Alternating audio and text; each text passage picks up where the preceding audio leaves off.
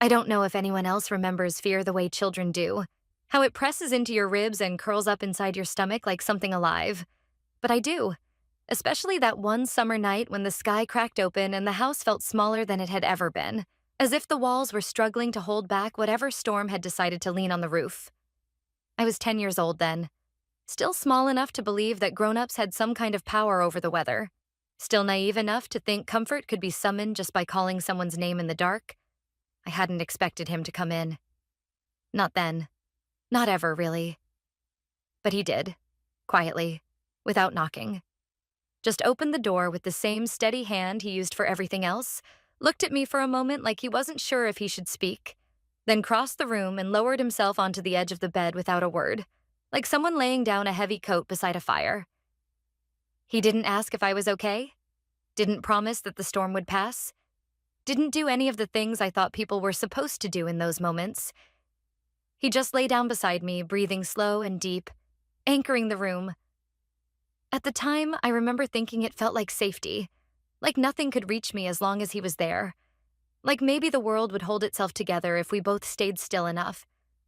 But now, years later, when that memory floats back into my mind, always when I'm least expecting it, I can't help but feel the warmth of that moment a little differently. Not darker, not wrong exactly, but closer to something I don't quite know how to name. Something too old for a child and too sharp for a dream. Now I'm 24, older in ways that have nothing to do with years.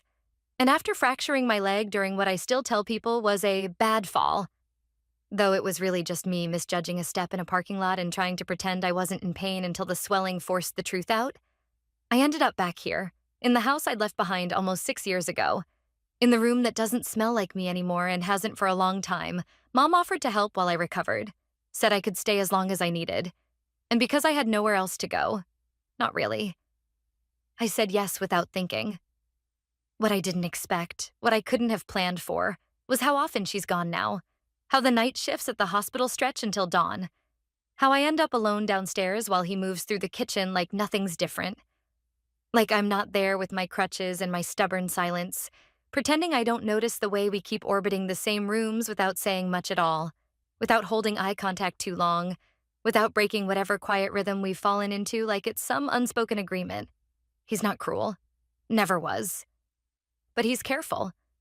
The kind of careful that makes you feel like every movement has already been weighed and measured, like he's still trying to be just present enough. And that balance is more unnerving than anything else, because it means he sees me, really sees me, and still chooses to remain behind that invisible line we both pretend doesn't exist, even when we're standing just feet apart in a hallway that suddenly feels too narrow. Tonight, though, the weather's shifted again, and from the first rumble of thunder low in the distance, I could feel something in my chest tighten. Like my body remembered something my brain hadn't quite caught up to yet. Like there was some part of me that had never unlearned what it meant to brace for a storm, what it meant to wait for footsteps in the hall. The lights flickered during dinner, then held steady, but by the time I was settled on the couch, leg propped up and blanket pulled around me, I could see the trees bending against the night through the kitchen window. I tried to focus on the show playing in front of me, let the canned laughter and predictable dialogue fill the space where my thoughts were starting to circle. But then the room went dark. Completely. Suddenly, without warning. And the silence that followed was heavier than it should have been, like even the house was listening. I sat frozen for a second, letting my eyes adjust, listening to my own heartbeat, counting the seconds since the power went out. I called his name. Not loud, just enough to break the air. And a few seconds later, I heard footsteps from the hallway, steady and slow, and then the beam of a flashlight caught the edge of the ceiling before sweeping across the floor. He stepped into the room, flashlight held low, and for a moment we just looked at each other, both quiet, both still, until he asked if I was all right, and I nodded because I didn't trust my voice, didn't trust myself to say anything that wouldn't sound like more than it was. He moved into the kitchen, rummaged through the drawers, still the third one to the left of the sink, still filled with those mismatched lighters and old takeout menus, found the candles, lit one, and set it on the counter, and I watched him from where I sat, unable to stop myself from following the outline of his movements like they might explain something I didn't understand. Like the answer to a question I hadn't asked was hiding in the way he struck the match. Eventually, he brought over a cup of tea, set it beside me, said it was chamomile. Still your favorite, right? And I managed to thank you, though my hands trembled more than they should as I took the mug. Though the heat from the cup did nothing to calm whatever had started to flicker beneath my ribs, we sat in silence after that. Him in the armchair, me wrapped in the same blanket I'd slept with as a kid, the candle throwing wind-blown shadows on the ceiling, shadows that seemed to breathe with the air. And maybe it was the storm. Maybe it was the flicker of memory.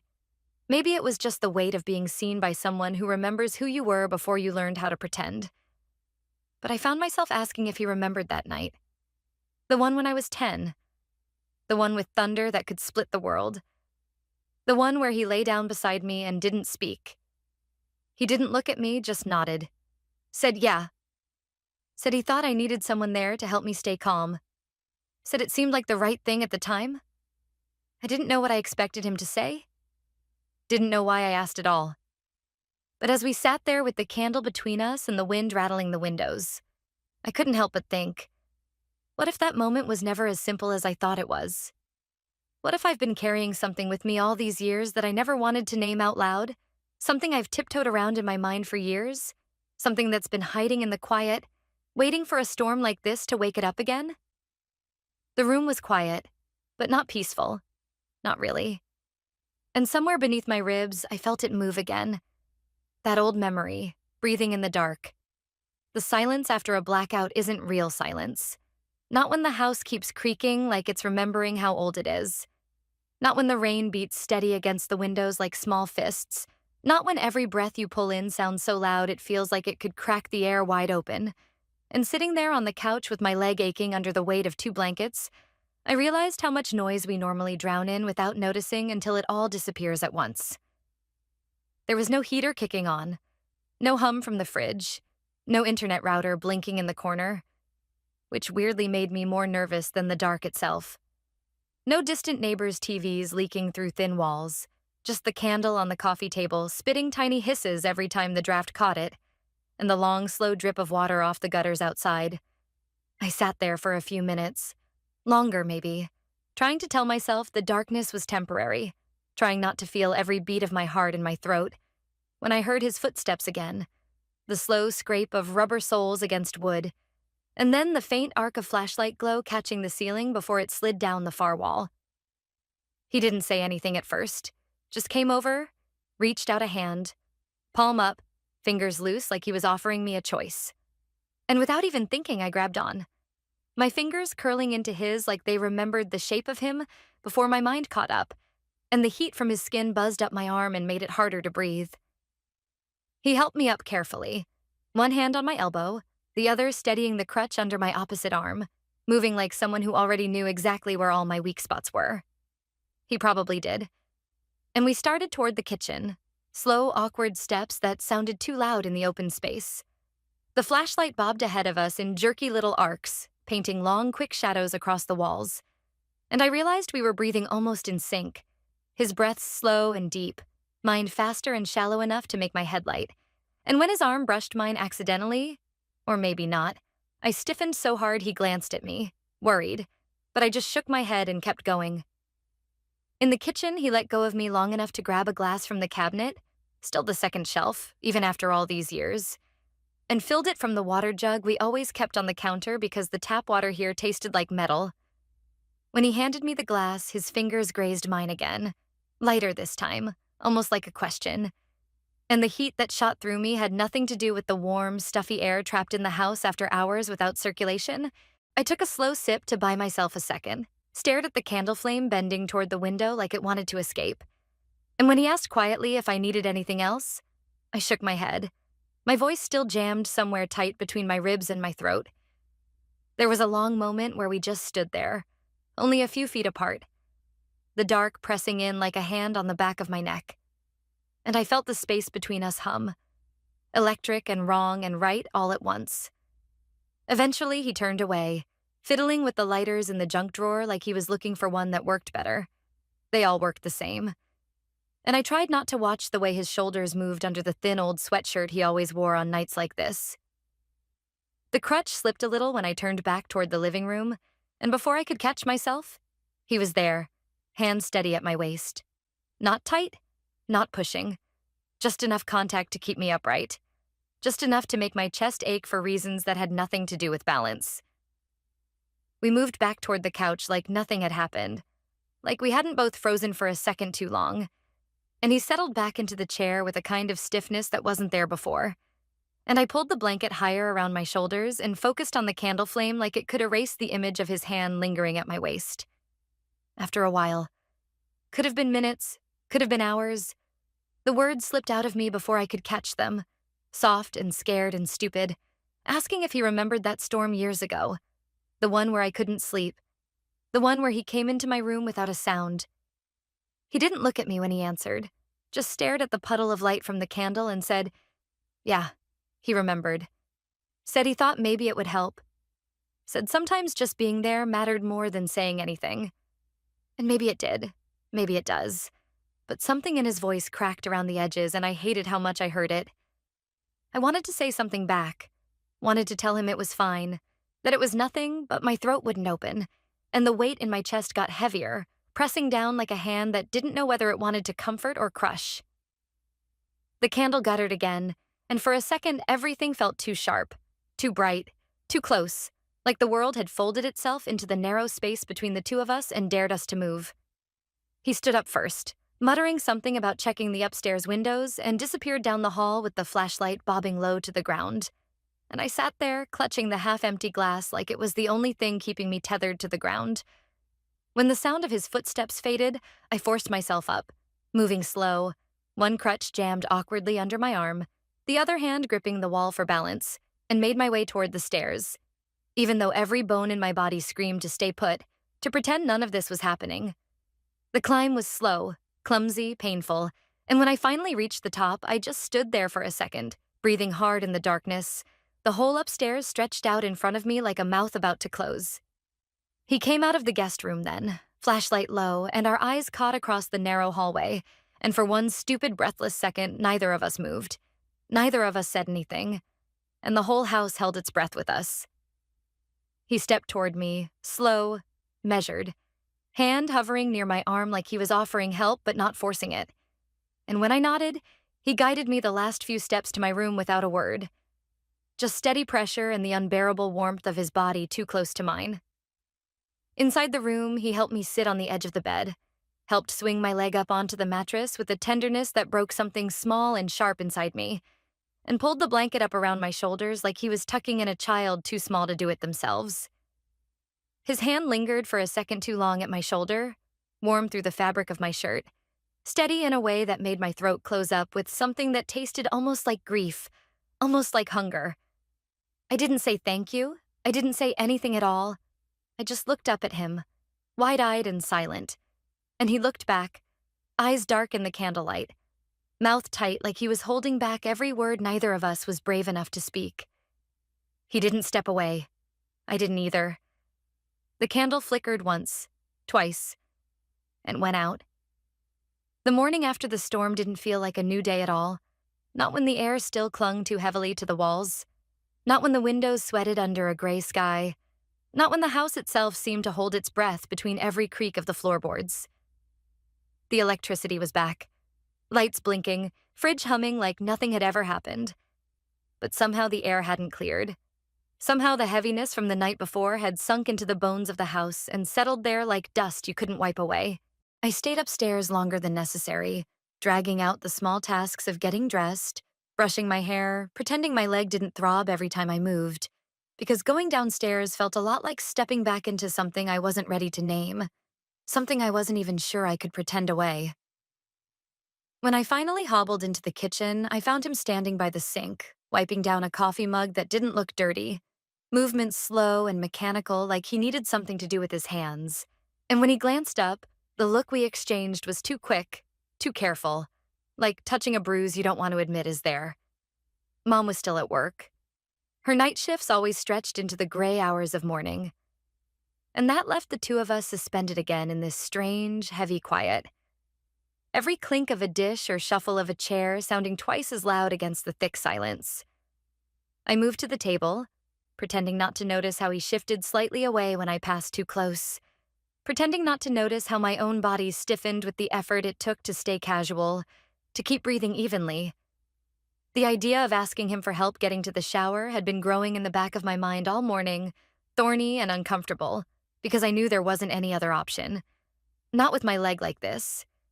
And yet the words stuck like burrs in my throat, sharp and impossible to spit out. It took longer than it should have, but finally, after finishing half a glass of water I didn't want, after pretending to look at the weather on my phone even though the screen was just a blur, I cleared my throat and asked, trying to sound casual, trying to sound like it wasn't the worst idea I'd ever had. He didn't answer right away. He just looked at me, expression unreadable, then set the mug down too carefully on the counter, wiped his hands on the front of his jeans like he was trying to erase something, and said sure in a voice that sounded rougher than the one he'd used all morning. The walk upstairs was slow, awkward, every step measured like we were trying not to trip over invisible lines that hadn't been there yesterday.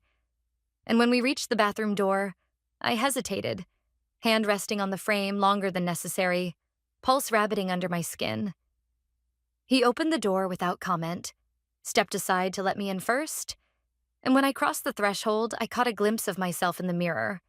Hair tangled, face too pale, eyes too wide, and felt a bolt of something twist low in my stomach.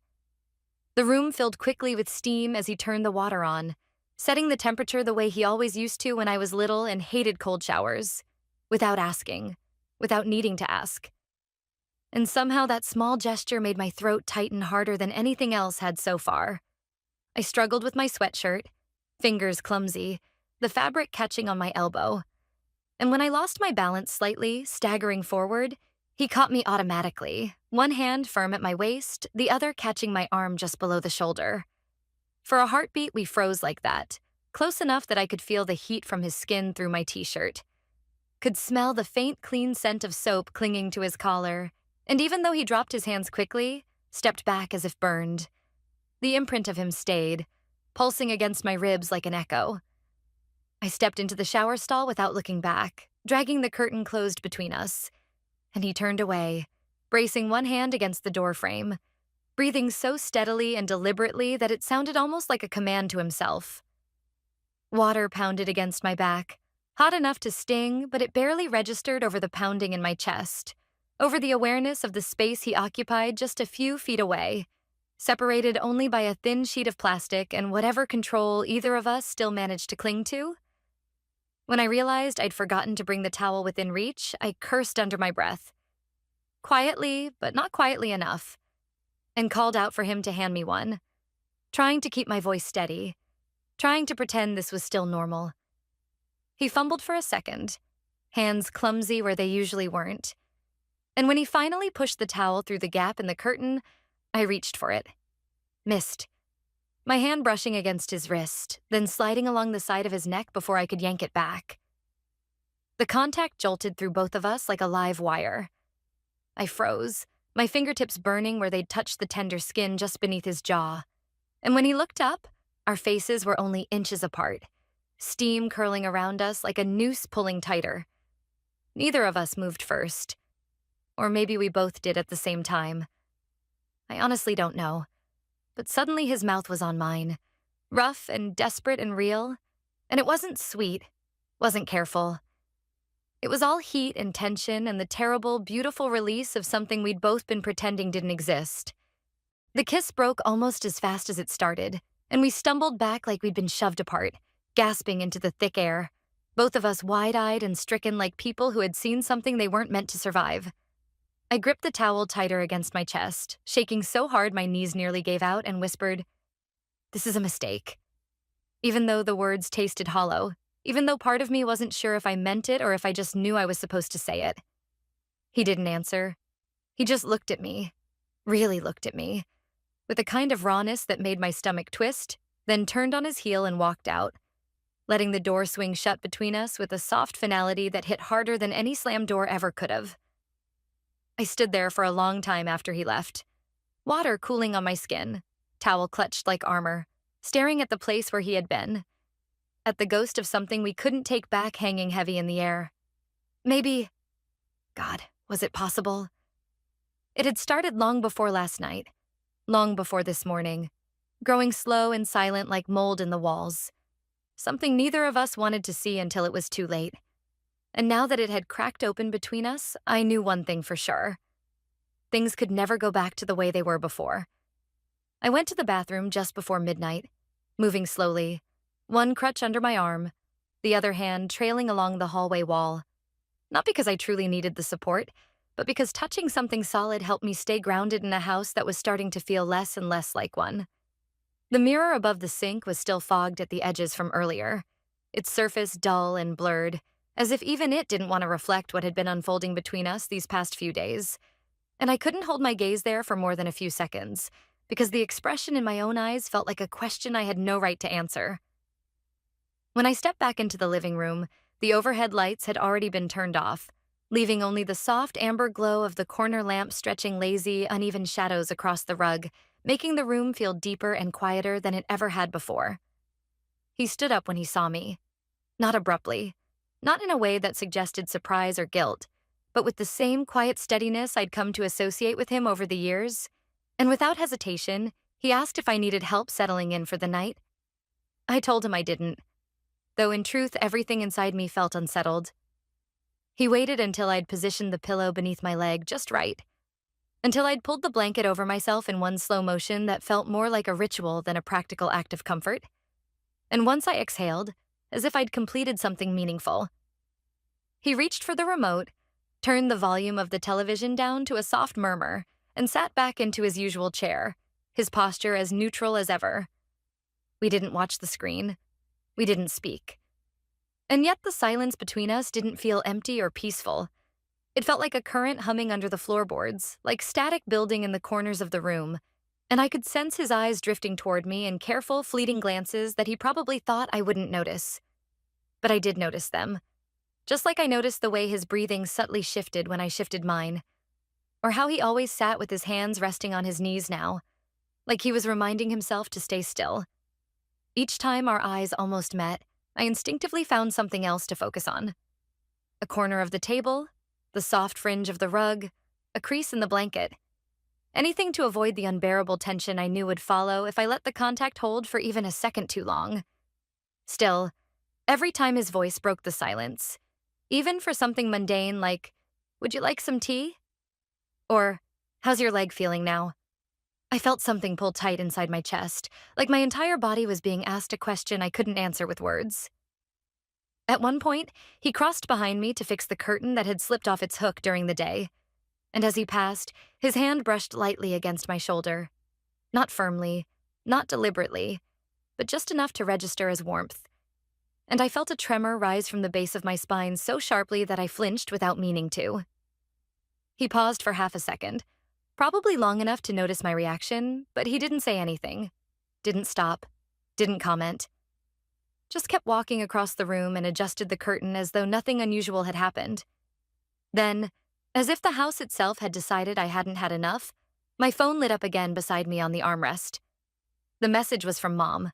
It only said 4 words, simple and familiar. "Love you. Still here." I stared at the screen for longer than I should have. Not because I didn't know what to say back, but because those words suddenly felt like they belonged to another version of the night, one that hadn't quite caught up with this one. I typed a response slowly, my fingers trembling ever so slightly, telling her to be safe, to try and rest if she could, to check in again later when she had a moment. Then I flipped the phone face down so its glow wouldn't distract me, though distraction was no longer the problem. Because across from me, in that same old armchair, sat a man who hadn't said more than a dozen words all evening. And yet his presence filled the room louder than any sound the television could have made. And it hit me with terrifying clarity, as I shifted slightly beneath the blanket and felt, without looking, the weight of his gaze land on me again. That I was waiting, not waiting for Mom to text back, not waiting for the news report to end, not waiting for the pain in my leg to fade or for sleep to finally pull me under. I was waiting for the last light in the room to go out. And the moment that happened, I knew. I would no longer be able to lie to myself about what was already unfolding. The storm came back angry, louder than the night before, slamming against the house with a force that made the window frames tremble and the old pipes rattle somewhere deep in the walls. And even though I was asleep when it started, the combination of thunder cracking directly above the roof and the stabbing pain in my leg snapped me awake so fast that for a moment I couldn't remember where I was. The room was pitch dark, no glow from the outlets, no blinking lights from the router, nothing but the heaving sound of the storm pressing against the house like it wanted in. And I reached out blindly for my phone, found it useless and dead in my hand, then lay there for a second too long. Heart hammering, breath shallow, pain radiating up from my knee until it felt like the whole bed was vibrating beneath me. Without even thinking it through, without planning the sound of my own voice, I called out for him. Not loud, almost a whisper, but in a house gone deaf with rain and wind, even a whisper seemed to stretch too far. And I waited, hoping the noise hadn't swallowed my voice whole. A long moment passed, long enough for doubt to creep in, long enough for fear to twist tighter in my chest, before I saw a thin, unsteady beam of light wobbling across the hallway, and then the soft, slow creak of my door easing open. And there he was, barefoot, hair mussed, sweatshirt slung over his shoulders, flashlight trembling faintly in his hand like the storm had found its way inside him too. He crossed the room without speaking, his steps careful and deliberate, the mattress dipping gently under his weight as he sat down at the edge of the bed, close enough for me to see the way his other hand hovered, uncertain, before finally finding my pillow and adjusting it beneath my leg with a tenderness that made my throat tighten painfully. I told him it hurt worse tonight. Not just the leg, but everything. The dark, the wind, the way the house felt like it was shrinking around me with every crash of thunder. And when he moved closer, when he offered the kind of quiet reassurance that didn't need words, I let my head fall against his shoulder without asking if it was okay, without thinking about anything except the fact that for the first time that night, the room didn't feel quite so unbearable. His hand lifted slowly to my hair, fingers brushing it back behind my ear in a gesture so careful it almost didn't feel real. And for a long time we sat like that, breathing together. The only sounds the distant roar of the storm and the soft, shuddering breath I couldn't quite control. He stayed still for so long that I thought maybe it would be enough. Maybe just this one small mercy could exist without leading somewhere dangerous. But then he spoke, voice so low it barely brushed the space between us, saying he couldn't do it anymore. Couldn't keep pretending. Couldn't keep sitting across the table or walking past me in the hallway without feeling like he was going to lose his mind. He said he didn't know how to stop wanting me. He said he wasn't strong enough to ignore it anymore. And I should have pulled away. I should have said something to cut the moment off at the knees before it could grow legs. But instead, I turned toward him, my cheek sliding against the fabric of his sweatshirt. And when my hand found the side of his face, when my fingers brushed along the edge of his jawline, the decision had already been made somewhere deep and silent inside me. He didn't hesitate, didn't second guess. He closed the space between us in a single breath. And the way he kissed me wasn't desperate, wasn't frantic. It was slow and heavy and inevitable. The kind of kiss that feels less like an invitation and more like an admission. The kind that leaves no room for questions because every answer has already been written on your skin. The house around us groaned under the weight of the wind, the walls vibrating softly like they could barely hold themselves upright. And in that small space between heartbeats and thunderclaps, we let go of every reason, every defense, every promise we had ever made to anyone else. Everything that followed unfolded with a kind of fragile intensity, movements slow and muted, like the storm outside had drowned out the normal rules of the world and left only this, only touch and breath, and the heat of a choice made too late to take back. Nothing about it was rushed or thoughtless, and maybe that was what made it worse. The knowledge that we were both entirely, painfully aware of what we were doing and still did not stop. The air itself seemed to hum against our skin, charged with something heavier than electricity. And somewhere deep inside the house, I could have sworn I heard the floorboards creak in warning, like even the foundation knew it couldn't survive another hit like this. And then, cutting through the thick, heated silence, came the sharp clatter of keys hitting the front door. Everything froze. The tension in the room snapped tight enough to burn. I pushed up on my elbows, breath catching painfully in my chest, heart hammering so loud I was sure it would give us away. And he sat rigid beside me, muscles locked, eyes wide with the kind of terror that has no exit. We could only listen as the door creaked open, the hinges groaning under the weight of what they were about to deliver, and her voice floated in, casual, tired, calling my name in that absent-minded way people do when they are already halfway toward setting down their keys and kicking off their shoes. He scrambled off the bed first, moving with a quiet desperation that made my stomach twist painfully, adjusting the blanket up over me as though covering the evidence could somehow undo it. And he was halfway across the room when the door to my bedroom swung inward with a slow, deliberate push. My mother stood framed in the doorway, hair damp from the mist, jacket still slipping off her shoulders, her hand frozen on the knob, eyes locking immediately onto the scene in front of her. Me, lying flushed and stunned in a tangled bed. Him standing too still, too guilty. The air itself thick and broken between us. The look in her eyes was enough to crack open every silent confession, every hidden word, every denial I had been preparing without even knowing it. And then, with a composure I could never have predicted, she stepped back, pulled the door closed with a soft, echoing click, and walked away down the hall, the sound of her footsteps disappearing one careful, crushing step at a time. The silence that followed was worse than any storm, worse than any crash of thunder or snap of lightning, because it was the silence of something vital breaking cleanly in two, something that would never, ever, be put back together the same way again. The morning after did not scream with drama or collapse beneath the weight of a single terrible realization. It simply unfolded slowly, like an old bruise spreading under thin skin, leaving everything looking almost exactly the same as before, yet somehow stripped of every quiet comfort that had once made this house feel like home. And when I opened my eyes, the air around me felt too still, too cautious, as if it already knew that something essential had been broken while the walls politely pretended not to notice. The rain had stopped sometime before dawn, and in its place there was only a soft mist curling at the windows, filtering the morning light into something muted and pale. Something that touched every surface of the house with an uncomfortable gentleness that made my skin itch under the covers. And as I lay there, perfectly still beneath the blanket, I realized that I was afraid to move, afraid that even shifting slightly might disturb whatever fragile agreement was holding this silence together. Downstairs, I could hear my mother moving around the kitchen, her footsteps slow and deliberate, the clink of a mug against the countertop sharp enough to make me flinch even from 2 floors away. And there was something about the way she moved, the unhurried carefulness of it, that made me almost certain she had not slept at all, that she had spent the night pacing or staring at a ceiling just like I had, breathing the same heavy air filled with everything we now knew and could not say. I stayed upstairs longer than usual, telling myself it was because of the ache in my leg, because of the difficulty of navigating the stairs. But deep down, I knew that wasn't it, that the real reason was rooted somewhere much uglier, somewhere in the part of me that still couldn't decide whether it was safer to hide or to face the wreckage I had helped create.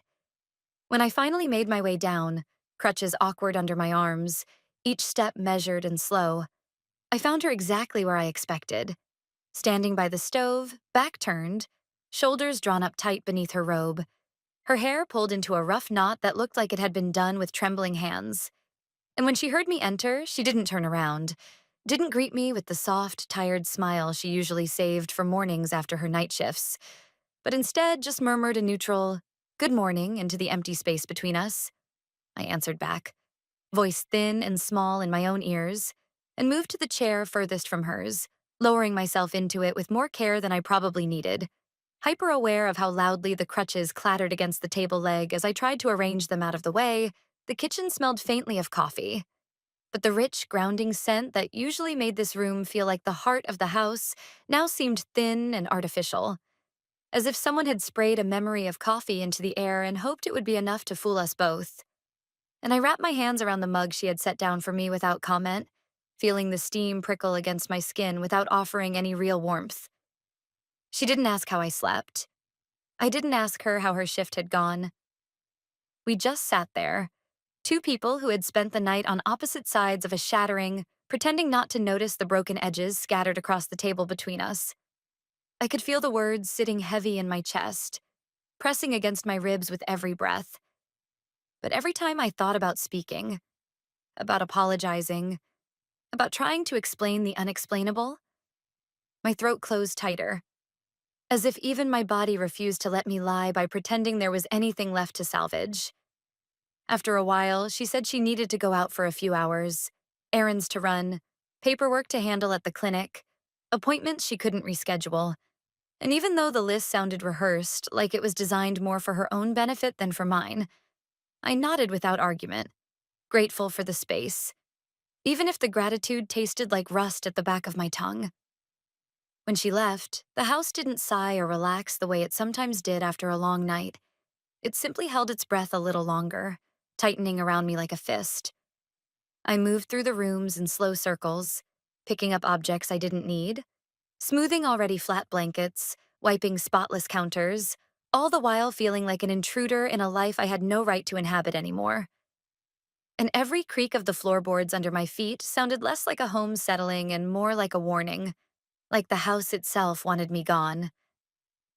When I passed by the front window, I caught my reflection in the glass. Pale, drawn, eyes too wide and dark. And for one strange, disorienting second, I didn't recognize myself. Didn't see the girl who used to laugh at bad sitcoms with her mother on this very couch. Didn't see the careful daughter who used to organize surprise birthday dinners and leave sticky notes of encouragement on the fridge. But only someone hollowed out. Someone stitched together from choices she didn't even want to name aloud. I tried to make tea, thinking maybe the ritual of it would anchor me, would make the kitchen feel less like a stage after the audience had left. But even the smell of mint rising from the mug felt thin and insufficient, and I abandoned it after one sip, walking instead to the back door where the mist had thickened into something heavier, something that pressed against the glass with soft, steady persistence.